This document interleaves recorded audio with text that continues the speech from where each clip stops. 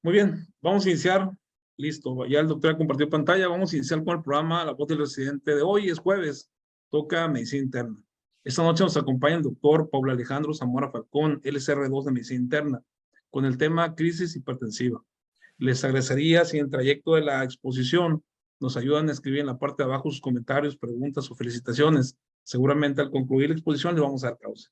Doctor Zamora, nos ayuda, por favor, de inicio presentándose para que lo conozcan un poquito más y ya posterior iniciar con su clase, por favor. Sí, claro. Pues yo, como ya mencionaron, soy Paul Zamora, soy egresado de la Universidad Autónoma de Sinaloa de Culiacán. Ahí hice medicina general, y actualmente me encuentro en el segundo año de medicina interna en el Centro Médico Nacional Siglo XXI. O sea, ahí estoy haciendo mi formación. Muy bien, doctor, pues si gusta, ya iniciamos con su exposición. Se Claro. escucha muy bien. Gracias. Bueno, el día de hoy vamos a ver crisis hipertensivas, un tema que considero que debe ser de manejo de todo médico, porque todos nos enfrentamos a él, desde médico interno de pregrado, médico pasante, en la especialidad o en los consultorios de medicina general. Entonces, bueno, ¿cuáles son los objetivos de esta clase? Es desde definir una crisis hipertensiva, saber identificarla, comprender un poquito de la fisiopatología, que claro, no nos vamos a meter mucho en esto por cuestiones de tiempo. Hacer una exploración física, una historia clínica dirigida para, pues así guiar nuestro tratamiento y poder tratar de la manera más adecuada la crisis hipertensiva. Conocer las metas terapéuticas porque vamos a ver que tiene un espectro clínico muy grande y que varía dependiendo de la enfermedad, cuáles van a ser nuestras metas de hipertensión y así poder disminuir las secuelas de los pacientes hospitalizados. Entonces, bueno, un poquito de aspectos históricos. De los primeros que empezaron a describir la crisis hipertensiva fue el doctor Bolar-Ifar, que los tenemos aquí a la izquierda y a la derecha.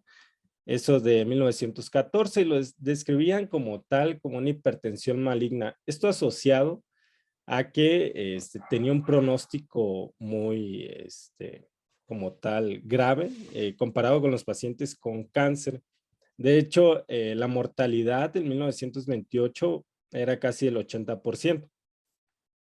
Después de ahí, surgieron dos definiciones: hipertensión maligna, que se asociaba a la emergencia hipertensiva, o hipertensión acelerada, que era lo que hoy conocemos como urgencia hipertensiva. Posteriormente, Oppenheimer y Fishberg utilizaron el término como tal de encefalopatía hipertensiva, pues para aquellos casos asociados a alguna alteración neurológica de una hipertensión grave. Después, Bollard, el mismo que empezó a describir esta enfermedad, describió un término como uremia eclámptica. Entonces, bueno, veremos que dentro de la epidemiología, los pacientes con hipertensión, 1 al 3% van a tener esta crisis hipertensiva. Encontramos que dentro de las consultas de urgencias, obviamente depende del país y depende del hospital, es el 7%. La crisis hipertensiva lo vamos a encontrar que 23% aproximadamente no se conocían hipertensos, y de los que ya se conocían con hipertensión, aproximadamente 2/3 es de hipertensión esencial. Ahora bien, la mayoría de la literatura describe los puntos de corte para pensar en una crisis hipertensiva a partir de 180 la sistólica y 120 la diastólica. Últimamente, de unos años para acá, se ha tratado de cambiar el término como tal de emergencia o urgencia hipertensiva. Esto porque puede crear confusión, sobre todo para el médico tratante, porque en la terminología como tal urgencia genera confusión y puede llevar a tratar o querer tratar la hipertensión de manera abrupta, y pues vamos a ver en el transcurso de la plática que no es así. Entonces, otras definiciones que encontramos es hipertensión maligna, acelerada, severa o grave, ya que pues, como tal una traducción de severo del inglés al español no existe como tal. Entonces podemos ver que puede ser primaria, secundaria o asociada a otra patología. Entonces, bien, el libro de Braunwald como tal sí menciona que la hipertensión grave es a partir de 180 o 120, pero usualmente vamos a encontrar el daño a órgano diana cuando es más de 220 la presión sistólica y más de 130 la presión diastólica. Otras sociedades españolas de cardiología, catalana, mencionan estas cifras y tener en cuenta que la mujer embarazada, pues a partir de las 20 semanas de gestación, preeclampsia con datos de severidad, que sería el equivalente como tal de emergencia hipertensiva, pues una toma de una presión sistólica mayor o igual a 160 y o diastólica mayor o igual a 110. Entonces, bien, dentro de la crisis hipertensiva encontramos que 2/3 o más bien 3/4 de los pacientes, el 76%, va a ser como tal una urgencia hipertensiva y 1/4, 24%, va a ser una emergencia hipertensiva o la hipertensión grave asociada a daño a órgano diana. Y usualmente los pacientes hipertensos después del diagnóstico pasan aproximadamente 5.4 años para que presenten un cuadro de crisis hipertensiva. Ahora bien, la definición como tal de emergencia hipertensiva es un aumento súbito y abrupto, pero tiene que ser prolongado. Y esto debe de generar un nuevo daño a órgano diana o que exacerbe uno previo. Y en generalidades de fisiopatología, pues se da por un aumento del sistema nervioso simpático, ¿no? Que lleva las catecolaminas y genera una elevación de la presión por vasoconstricción. También en los últimos años, sobre todo la Sociedad Europea de Cardiología, menciona que el componente fisiopatológico principal es una microangiopatía. También a veces cuesta trabajo definir si es causa o efecto la elevación de la presión de un daño a órgano o el daño a órgano es efecto como tal de la elevación de la presión.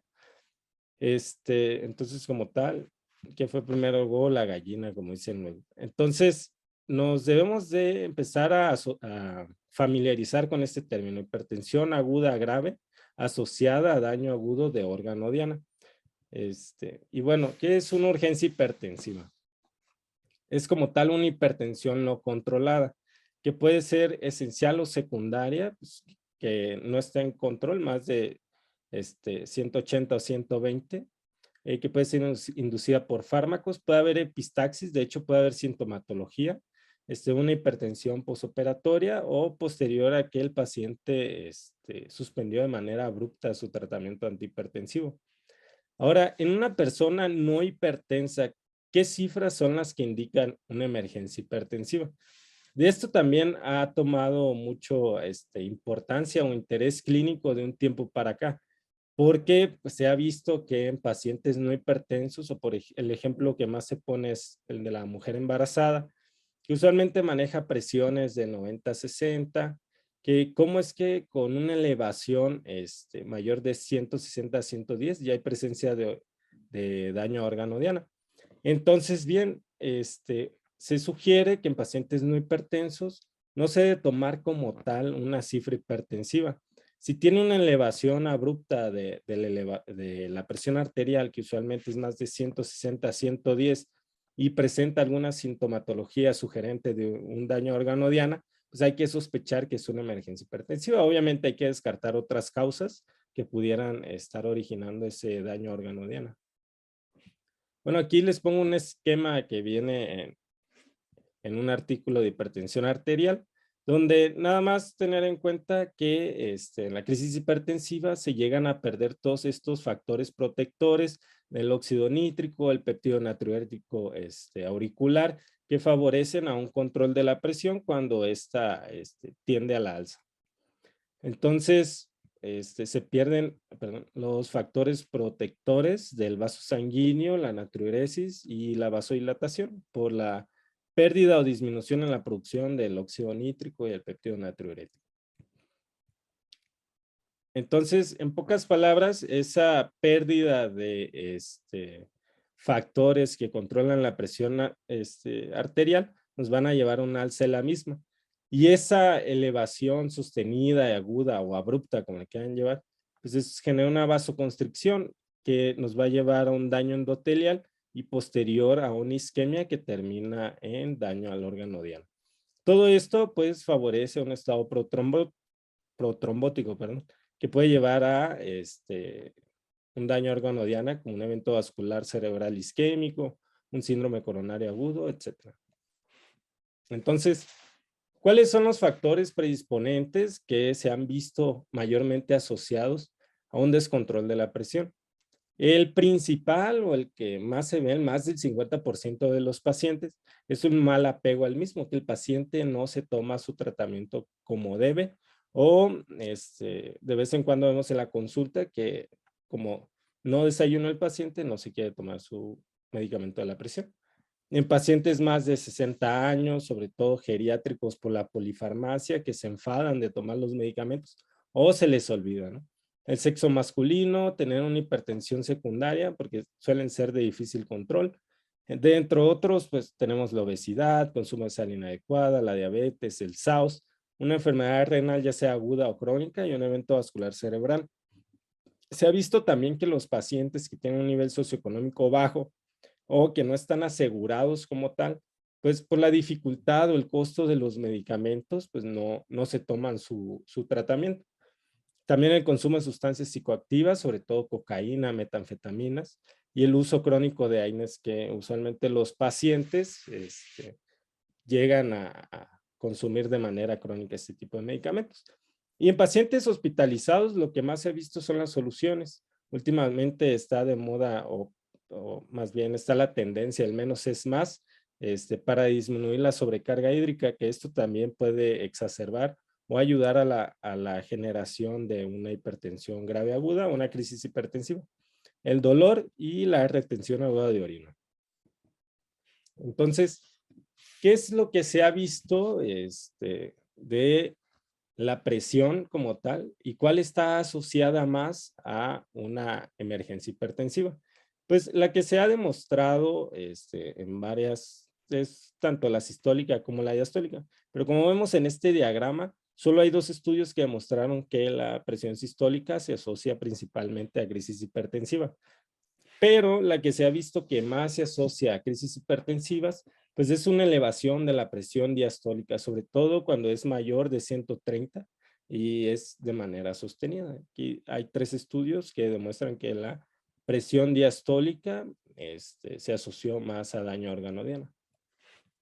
¿Y cuáles son los síntomas que se presentan más comúnmente de acuerdo a cada entidad? Aquí para fines prácticos vamos a seguir dividiendo urgencias hipertensiva como la que no tiene daño a órgano diana y emergencia hipertensiva como la que tiene daño a órgano diana.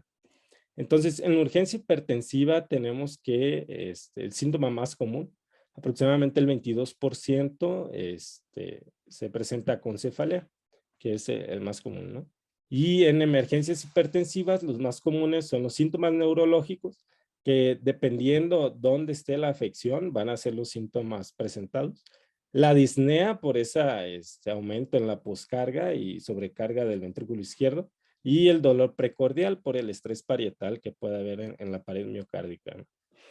Entonces, tenemos que tener en cuenta que cuando nos llega un paciente con una elevación de la presión arterial, pues hay que ver que la técnica haya sido adecuada, porque usualmente cuando llegan a la consulta, todavía ni descansan tantito, subieron escaleras y le toman la presión. Ahora, los criterios de diagnósticos de una crisis hipertensiva es una TA muy elevada.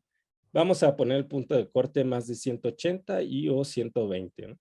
Que sea una elevación súbita y que ésta sea prolongada, si bien nadie especifica cuánto sea prolongada el tiempo, pero que se mantenga de manera constante. Y un daño a órgano diana, esto hay que buscarlo de manera dirigido de acuerdo a la sintomatología. Ahora, ¿cuál es la mejor forma de medir la presión arterial? Pues es con una línea arterial, ¿no? Intraarterial. Pero tenemos los baumanómetros automáticos u oscilatorios, pero se ha visto que incluso pueden subestimar la presión arterial entre 50 milímetros de mercurio la sistólica y 30 la diastólica. Y el manual pues es usuario dependiente, hay que saber tomarla y pues con el uso actual de audífonos con volúmenes muy altos, pues van disminuyendo la capacidad auditiva del médico. Entonces el ideal es el intraarterial, pero como pues, es algo muy invasivo y no todos los hospitales lo tienen, pues es con un Bauma automático, manual. Ahora bien, se hace el diagnóstico. ¿Qué es lo que tenemos que identificar? El daño a órgano diana. Si no tiene daño a órgano diana, pues es la urgencia hipertensiva y aquí nos vamos con calma. Si tiene daño a órgano diana o tienes la sospecha, pues se clasifica como una emergencia hipertensiva. Lo ideal es que estén en una unidad de cuidados coronarios o en una unidad de cuidados intensivos. Y hay 3 indicaciones o 3 condiciones muy específicas porque se tiene que disminuir la presión arterial lo más pronto que se pueda. Dentro de ellas está la disección aórtica, la preeclampsia con datos de severidad o eclampsia y la crisis por feopromocitoma. Si es alguna de estas, pues hay que bajar lo más pronto que se pueda. Alguna literatura dice menos de 20 minutos a 1 hora. La presión sistólica menos de 140 y en caso de que sea disección aórtica, hasta 120 con una frecuencia de 60 latidos por minuto. Si no es así, nos vamos a ir con calma, que ahorita lo vamos a ir viendo en cada patología. Ahora bien, este es un estudio que se hizo para determinar pues, cuáles son las presentaciones clínicas más frecuentes. Y tenemos que, pues varía un poco, pero los más comunes son el evento vascular cerebral, usualmente el tipo isquémico, y la insuficiencia cardíaca o el edema agudo pulmonar.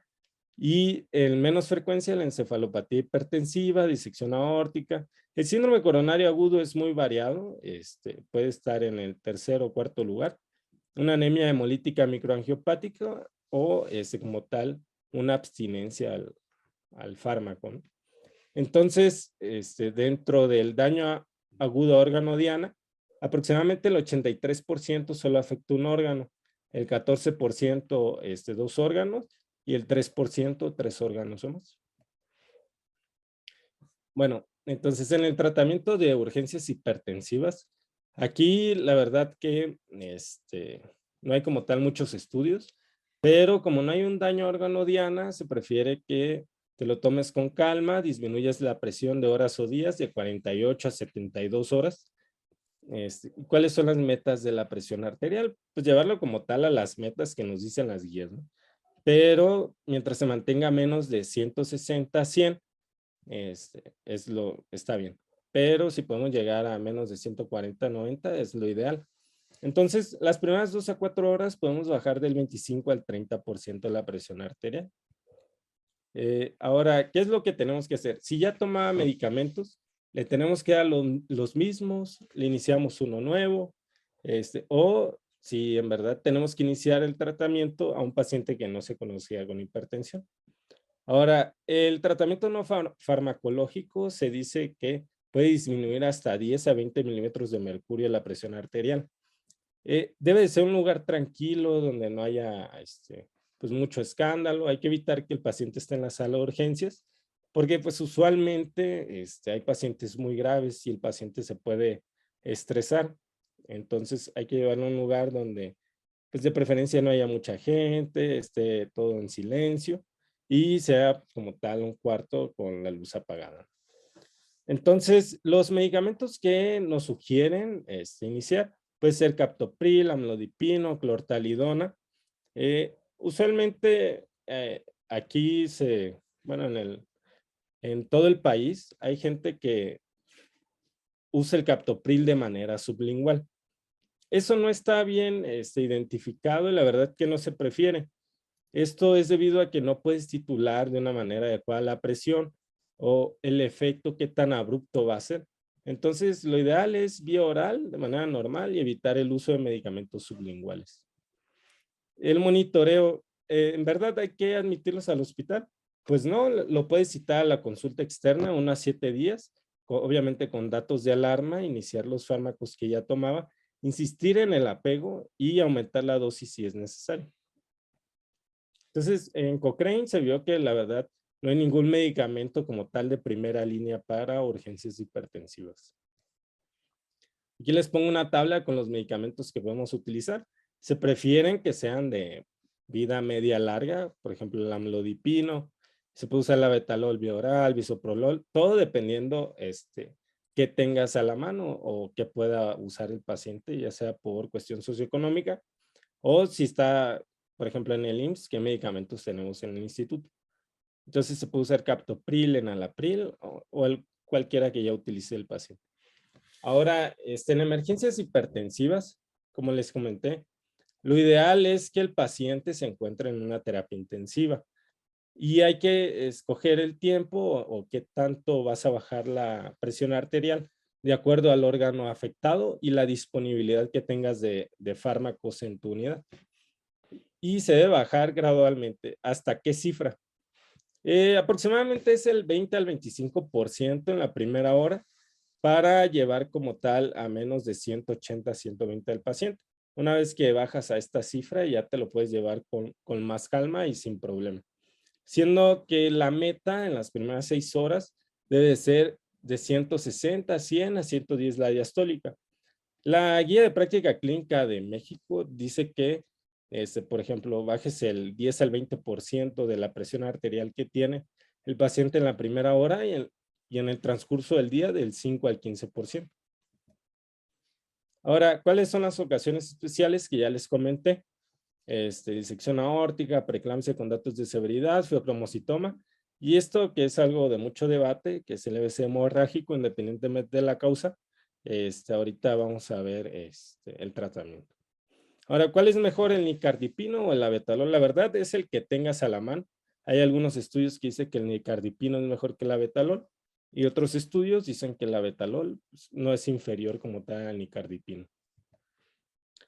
Aquí les pongo un poquito de la posología de emergencia de los fármacos que tenemos aquí en México. Por ejemplo, el nitroprusiato de sodio viene en 50 miligramos en 10 mililitros y lo ideal es diluirlo en dextrosa en esta dosis para que nos quede una concentración de 50 microgramos mililitro y sea fácil calcularlo en la bomba de infusión. Hay que protegerlo de la luz porque es fotolábil y estar vigilando muy de cerca la presión arterial porque es un fármaco hipotensor muy potente. Y evitar dosis mayores a 4 microgramos kilogramo minuto por más de 10 minutos, esto por la intoxicación por tiazonatos. Ahora, el abetalol, que es otro fármaco que tenemos aquí en México, el esmolol, usualmente en el IMSS hay más esmolol. Viene en presentación de 2.5 gramos sobre 10 mililitros. Lo ideal igual es diluirlo en solución glucosada, que nos quede a esta dosis por mililitro para que sea más fácil titular. Ahora vamos a empezar con falla cardíaca. En el contexto de un paciente con crisis hipertensiva e insuficiencia cardíaca, se sugiere disminuir de manera inmediata la presión arterial. Esto pues para disminuir la poscarga y el estrés del ventrículo izquierdo y evitar la exacerbación de la insuficiencia cardíaca. El 10 a 15% de la disminución de la TA genera mejoría de los síntomas y la meta como tal es llevarla a una presión arterial sistólica a menos de 140 milímetros de mercurio. ¿Y qué es lo que debemos de seguir? Es el ABCDE. Lo ideal en un paciente con hipoxemia es ventilación mecánica no invasiva. Si tienen como tal presión positiva o cánulas de alto flujo, está muy bien. Las soluciones, lo menos que se pueda, menos de 1.5 litros al día o menos de 800 mililitros al día, dependiendo de las condiciones del paciente. Ahora, el fármaco ideal es el diurético de asa, sobre todo la furosemida. En un paciente virgen se inicia a 20 a 40 miligramos IV. Si no funciona, se puede subir a 40 a 80 miligramos IV, siempre y cuando la tasa de filtrado sea normal. Ahora, los pacientes que ya toman diuréticos de asa, se sugiere aumentar 2 veces la dosis de la que tomaba en casa. El máximo bolo es de 160 a 200 miligramos IV. ¿Y cuál es nuestra meta? Llevar al paciente en 6 horas a una diuresis de 100 a 150 mililitros hora, o si tenemos electrolitos urinarios disponibles, un sodio urinario mayor de 50 a 70 miliequivalentes en 2 horas. Otros medicamentos que podemos utilizar es el nitroprusiato y la nitroglicerina, siempre y cuando la presión arterial sistólica sea mayor de 110 para tampoco disminuir la precarga. Hay que tener en cuenta que la taquifilaxia se da a las 24 o 48 horas. Ahora, en el contexto de un evento vascular cerebral agudo, aquí es difícil determinar qué fue primero. Si fue el EBC primero que la crisis hipertensiva, o fue primero la crisis hipertensiva y posteriormente el EBC. Esto es porque cuando hay un evento vascular cerebral, independientemente del tipo, hay una producción exagerada como tal de las catecolaminas. Hay que acordarnos que las catecolaminas pues, actúan a nivel cardíaco, pueden generar fibrilación auricular, incluso un síndrome coronario agudo y elevación de la presión arterial. La presión arterial elevada puede exacerbar el EBC o incluso pues, causarlo, como ya sabemos. Esto es dado principalmente por lo que expliqué al principio, del daño a la microvasculatura, de la formación de trombosis, que favorece como tal a la isquemia a nivel cerebral. Ahora, ¿en qué nos basamos para tratar una emergencia hipertensiva? Nos basamos principalmente en algo de fisiología que se llama autorregulación como tal. Esto es más estudiado a nivel cerebral, pero se aplica como tal a cualquier órgano. Entonces tenemos esta línea azul que marca a los pacientes normotensos y tenemos esta línea como naranja o tinto que marca a los hipertensos crónicos.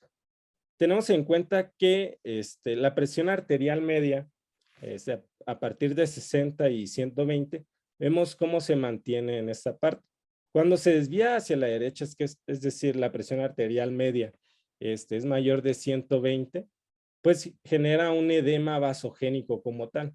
Y esto va a generar edema cerebral y complicaciones distintas, ¿no? Entonces, cuando nos desviamos a la izquierda, es decir, nos pasamos la mano en el tratamiento de la crisis hipertensiva, sobre todo si disminuimos más del 25%, podemos generar isquemia o hipoperfusión a cualquier tipo de los tejidos. De ahí viene el por qué nosotros tenemos como meta en la primera hora, o en las primeras 2 horas, bajar el 20 al 25%. Esto para permitir al cuerpo que se adapte a esa disminución de la presión, que no sea tan abrupta y no se genere la hipoperfusión y posterior isquemia del tejido. Ahora, en el EBC isquémico, pues tenemos las guías de la AJA, o distintas guías que nos mencionan que primero que todo ABCD, ¿no? Y posteriormente las medidas de neuroprotección que podemos utilizar la mnemotecnia GOES-CAP. Entonces nos dicen que si el paciente es candidato a trombólisis, tenemos que disminuir la presión arterial a menos de 185 la sistólica y la diastólica menos de 105 y mantenernos ahí. Si se tromboliza, se tiene que mantener en esas cifras de 180 o 105 la diastólica para evitar complicaciones y mantenerlo así 24 horas. Podemos utilizar antihipertensivos intravenosos en bomba de infusión para ir titulando o ir vigilando la presión de manera más cercana. Si después de 2 dosis o estar titulando los fármacos antihipertensivos, no alcanzamos esta meta de presión sistólica y diastólica, el paciente no va a ser candidato a trombólisis. Ahora, bueno, hay que tener en cuenta que si la tensión arterial diastólica es mayor de 140, es mejor utilizar nitratos. Si la tensión arterial sistólica es mayor de 120 o la diastólica se encuentra entre 121 y 140, podemos usar la betalol, nicardipino, clevedipino. El abetalol se dice o se menciona que se usa un bolo de 10 a 20 miligramos intravenosa en los primeros 2 minutos y posteriormente ir titulando con una dosis máxima acumulada de 300 miligramos. Ahora sí se nos pasa la mano, es decir, nuestra meta como tal es mantener una TAM más de 90, más de 100, o si se tromboliza el paciente, mantenerlo entre 108 y 105 la presión arterial. Dependiendo del contexto clínico del paciente, si está deshidratado, cosas por el estilo, podemos utilizar líquidos, pero se sugiere utilizar aminos vasoactivas como la norepinefrina para mantener esa presión arterial y evitar así la hipoperfusión. Ahora, una vez que lo trombolizaste, ¿qué tenemos que hacer, no? Hay que monitorizar la TA cada 15 minutos, en las primeras 2 horas, cada 30 minutos de 2 a 8 horas, y cada hora, lo demás del día, y usamos la bomba de infusión continua, si lo trombolizamos, tratando de mantener estas cifras de presión arterial. Ahora, ¿de dónde viene el tratamiento en EBC hemorrágico, ¿no? El previo fue isquémico. Se sugiere que debemos de mantener entre 140 y 150 milímetros de mercurio en la primera hora una vez que disminuimos la presión. ¿Quiénes son candidatos a disminuir la presión arterial de manera aguda? Los que no se conocían con presión arterial o que tienen una normalidad vascular subyacente, como aneurismas o malformaciones arteriovenosas. Ahora, ¿cuáles son los candidatos a no disminuir la presión de manera tan abrupta? Porque se asocia a, como tal, expansión del hematoma, pues aquellos que tengan un hematoma con aumento de la presión intracraneal. Distintos estudios, esto es el por qué debe ser así, han demostrado, por ejemplo, que una disminución abrupta, es decir, menos de 140 la sistólica, se asocia sobre todo a mayores efectos adversos y no hay diferencia en la mortalidad ni en la capacidad funcional del paciente.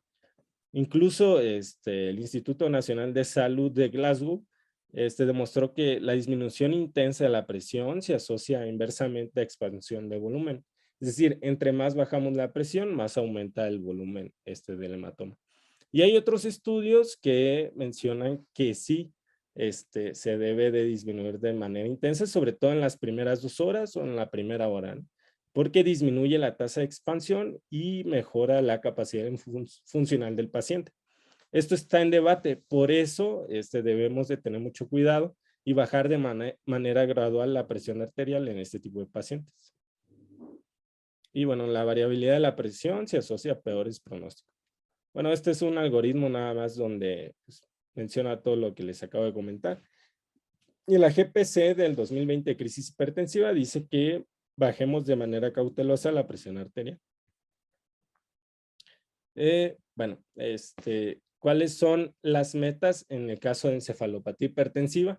Son igual, ¿no? Bajar del 20 al 25% en la primera hora la presión arterial e ir titulando con las metas que se mencionaban al principio con este tipo de fármacos.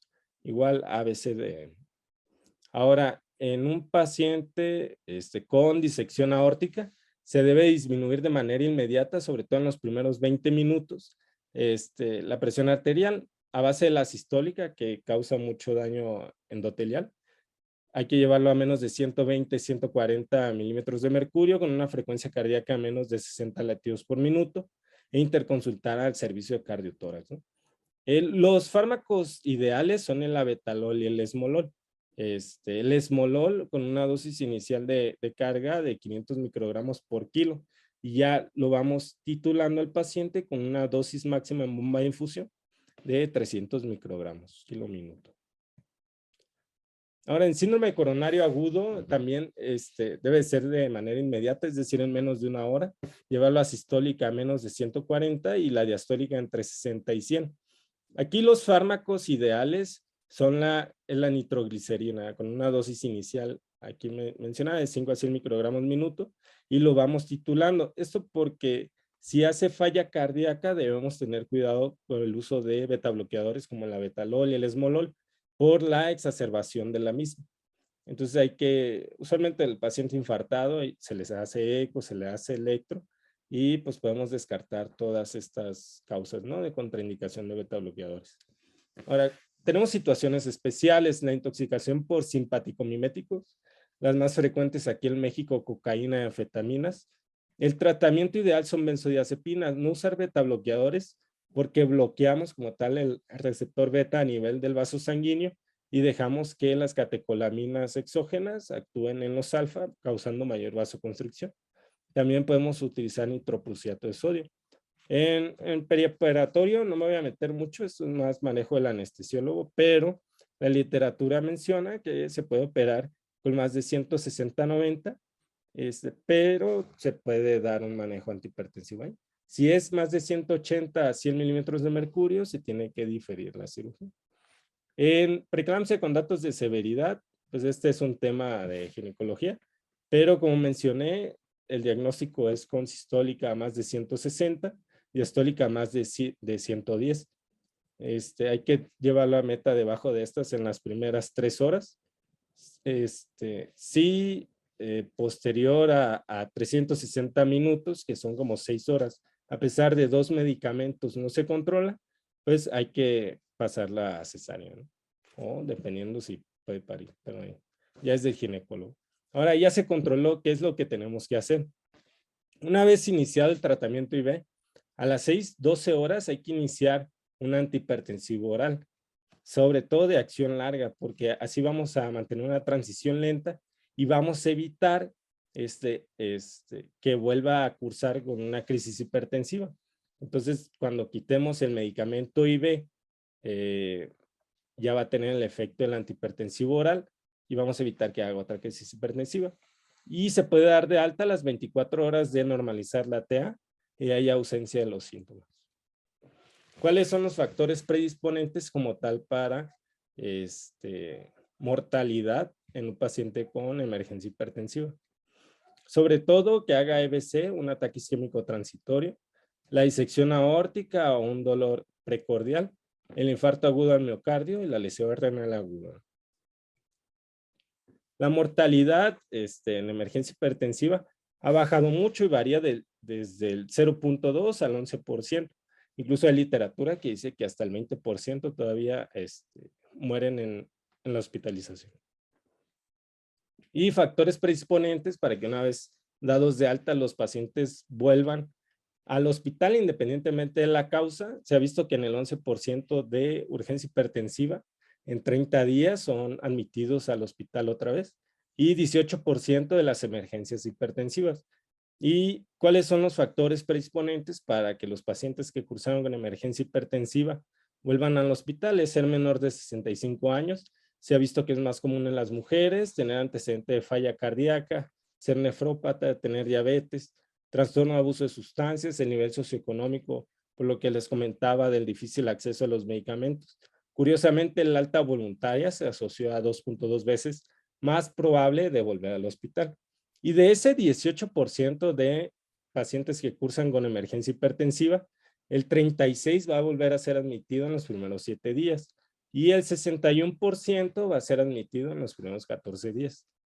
Y a pesar de que las causas más comunes, o más del 55%, no es de causa cardiovascular o por hipertensión, el 42% sí lo es, y lo más común por lo que vuelven a estar hospitalizados es la falla cardíaca o descontrol hipertensivo, también por EBC isquémico, ¿no?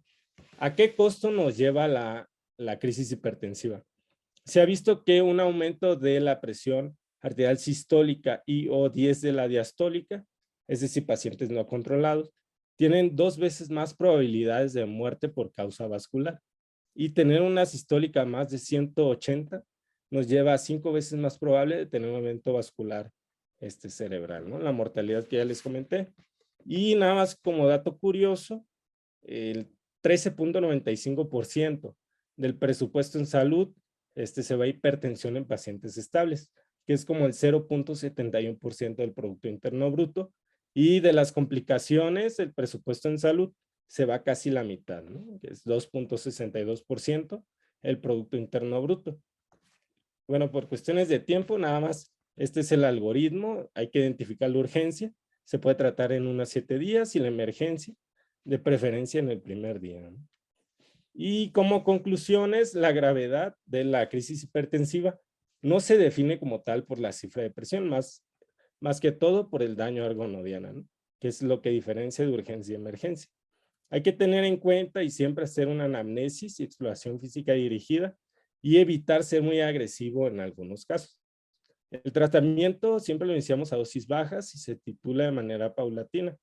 Y acuérdense que en pacientes no hipertensos hay que descartar causas secundarias de la crisis hipertensiva. Esta es una tabla donde viene todo lo que vimos en la clase. Los medicamentos, y ya nada más para terminar, pues una foto del siglo XXI y mis compañeros tanto de guardia como del primer año de medicina interna en el Hospital de los Venados, ¿no? Y eso sería todo de mi parte. Igual si hay alguna duda, algún comentario, me lo hacen Muy bien, saber. doctor Zamora, muchas gracias. Sí, tenemos preguntas. En Facebook nada más hay felicitaciones. Aquí en Zoom tenemos, dice, el doctor Adán Castro, dice, ¿se puede usar hidralazina intravenosa incluso para preeclampsia severa? Sí, de hecho, anteriormente, antes del abetalol, pues era de los medicamentos de elección, pero Digo, si no tienes nada más para tratar la preeclampsia con datos de severidad, pues sí utiliza hidralazina. Ok. Sí, es una opción. Muy bien, dice Alejandro Mezquita, dice, ¿existe alguna información referente a pacientes que padecieron COVID y que como secuela padecen o se alteró la presión? Sí, pues de hecho se ha visto con el COVID, pues todavía se está estudiando, ¿no? Entonces se ha visto una afección a nivel microvascular de todos esos pacientes, incluso en biopsias que se llegaron a hacer, daño microangiopático y que tiene tropismo sobre todo a nivel renal, que eso es una de las causas, cuando hay afección de este órgano, la predisposición a hipertensión.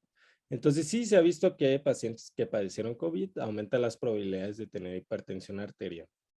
Muy bien. La doctora Beatriz Azueta le dice muchas felicidades, doctor.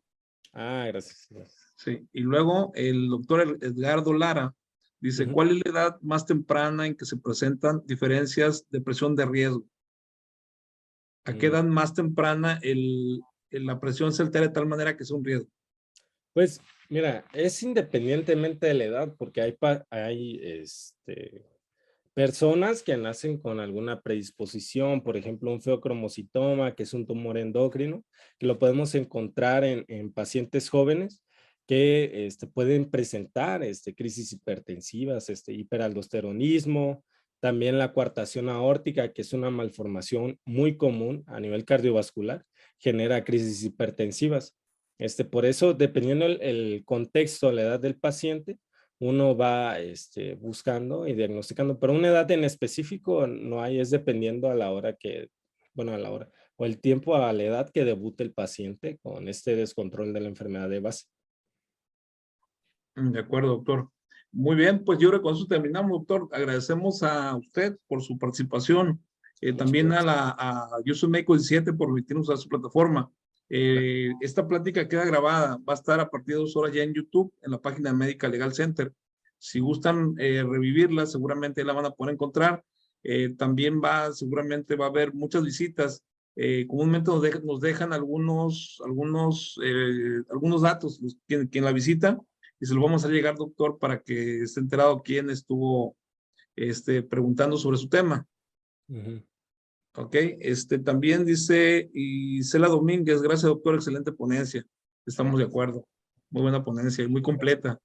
Gracias. Muy bien, doctor, pues con eso terminamos. Mañana tenemos la voz del residente en medicina general. Es un Ah, tema, es una especialidad que no habíamos abordado. Vamos a ujú. empezar a partir de mañana. Ah, También José Eduardo Ruiz. Gracias, doctor Zamora, dice. no, de nada. Excelente. Kevin Alonso dice, muchas gracias, doctor, que es Villagrán Olivas. Muy Ajá. bien, doctor, pues Muchas gracias por la muchísimas invitación. Gracias. gracias a usted, doctor, por acompañarnos. Seguramente lo vamos a volver a invitar más adelante. Muchas gracias. Está bien. Gracias, doctor. Muy bien, pues a todos muchas gracias. Nos vemos mañana a La Voz de Residentes de lunes a viernes. Los miércoles tenemos masterclass. Les invitamos. El link va a cambiar un poquito, pues se lo vamos a estar enviando. Gracias a todos, doctor, y muy buenas noches y muchas gracias. Buenas noches. Hasta luego.